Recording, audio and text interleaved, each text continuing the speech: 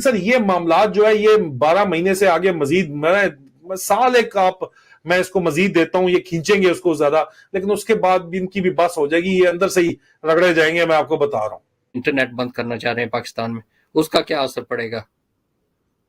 Internet سلو تو یہ کرتے ہیں، آپ پہلے بھی کر چکے ہیں، کئی دفعہ کر چکے ہیں، انٹرنیٹ کو یہ سلو کرتے ہیں، لیکن میرے خیال میں جو 24/7 ایک بات چل رہی ہے، موضوع یہ چل رہا ہے، تو یہ روز تو سلو نہیں کر سکتے، کیونکہ پاکستان کو جب انٹرنیٹ سلو کرتے ہیں تو اس دن پاکستان کا الٹیمیٹلی آپ کا اسٹاک ایکسچینج وغیرہ یہ سارا کچھ بھی انٹرنیٹ کے اوپر چل رہا ہے، تو لوگوں نے آلٹرنیٹو بہت سے ڈھونڈے ہوئے ہیں، لوگ دائیں بائیں اوپر نیچے سے ہو کے آ جاتے ہیں، وی پی اینز وغیرہ کے تھرو آ جاتے ہیں، P T C L down ہے تو نیا ٹیل کے اوپر جائیں گے، نیا ڈاؤن ہے تو کسی موبائل کے اوپر چلے جائیں گے، آپ کتنے عرصے کے لیے بند کر لیں گے؟ اس چیز کی ریکارڈنگز موجود ہوتی ہیں یہاں پہ، اگلے دن آپ جا کے دیکھ لیں گے۔ تو یہ ایڈ ہاک میئرز جو ہے وہ چیزوں کو ڈیلے کر سکتے ہیں لیکن ختم نہیں کر سکتے۔ میسج اوورسیز پاکستانیوں کے لیے بھی اور ہمارے پاکستانی جتنے بھی دیکھنے سننے والے ہیں ان کے لیے؟ دیکھیں، عمران خان کی آواز میں آپ نے گھبرانا نہیں ہے، ٹھیک ہے؟ یہ حقیقی آزادی کی جنگ ہے۔ 76 سال سے جن لوگوں نے آپ کے اوپر قبضہ کیا ہوا ہے ان سے آپ نے آزادی لینی ہے تو اتنی آسانی سے تو یہ چھوڑنے والے نہیں ہیں، کیونکہ ان کو بھی اقتدار اپنے آگے سے جو ہے وہ جاتا نظر آ رہا ہے، منہ کو لگا، جب خون منہ کو لگا ہوتا ہے وہ چھوڑنا اتنا آسان نہیں ہوتا، ٹھیک ہے؟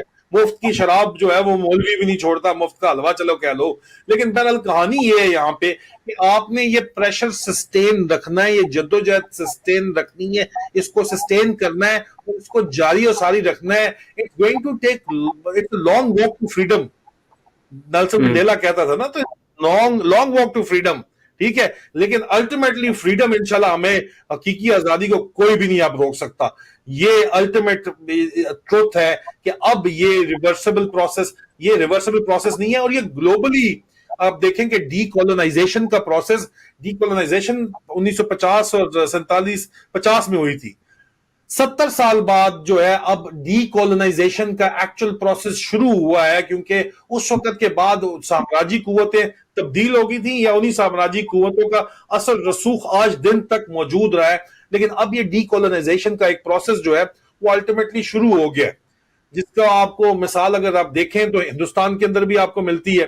وہ ہندوستان والوں کو اگر کوئی انہوں نے کہا کہ چاند پہ تمہیں پیسے مل رہے ہیں، تم چاند پہ جا رہے ہو تو ہم تمہیں امداد دیں، تو وہ آگے سے پڑھ آتے ہیں، ان کا میڈیا پڑھ آتا ہے کہ یہ تمہاری ملکہ کے تاج کا جو ہے وہ کوئی نور ہیرا واپس کرو، فلانی چیز واپس کرو، فلانی، ٹھیک ہے؟ مطلب بولتے تو ہے نا، آگے آنکھیں مانکھیں دکھا رہے ہیں۔ تو یہ ڈی کولونائزیشن کا ایک پروسیس ہے۔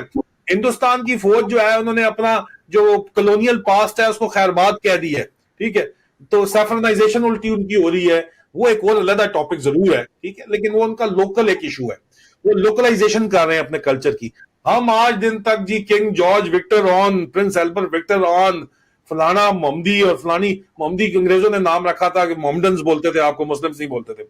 تو بات یہ ہے کہ ہمیں اب شناخت بنانی ہے، قومی شناخت بنانی ہے، ایک کارو آؤٹ کرنی ہے۔ اس کا مطلب نہیں ہے کہ ہم کسی سے لڑ پڑیں، لیکن ہماری انڈیویجول شناخت ایک ہونی چاہیے۔ پاکستانی فوڈ کی ایک انڈیویجول ٹیسٹ ہے نا، آپ دور دور سے جاتے ہو پاکستانی ریسٹورنٹ کھانا کھانے، یا گورے بھی آتے ہیں، نئے میں بھی آتے ہیں، کیوں آتے ہیں؟ کیونکہ ایک انڈیویجول ٹیسٹ، انڈیویجولٹی ہے۔ آپ نے اپنا کریکٹر، قومی تشخص کی بھی انڈیویجولٹی جو ہے اس کو برقرار کرنا ہے، اور فوج کی بھی انڈیویجولٹی جو ہے وہ نیشنل سانچے کے اندر ڈالنی ہے، نیشنل انٹرسٹ کے اندر ڈالنی ہے۔ It's a long process, long walk to freedom. ہمت نہیں ہارنی ہے اور گھبرانا نہیں ہے۔ دس از واٹ آئی سے۔ چاہ رہے ہیں صدر سے کیا کھلوانا چاہ رہے ہیں؟ سر دو ہے کہ کانسٹیٹیوشنل کرائسس کھڑا ایسا کیا جائے کہ الیکشن پاسبل نہ ہو، اس میں آپ کے الیکشن کمیشن آف پاکستان کو شدید پریشرائز کیا جا رہا ہے، اس کے 4-5 سیکٹری ہوتے ہیں، 2-3 انہوں نے خریدے ہوئے ہیں پہلے ہی، وہ ایک عمر ہے اور دوسرا وہ گلزار، کیا نام ہے اس کا، وہ کی جو کر کے ہنستا ہے بڑا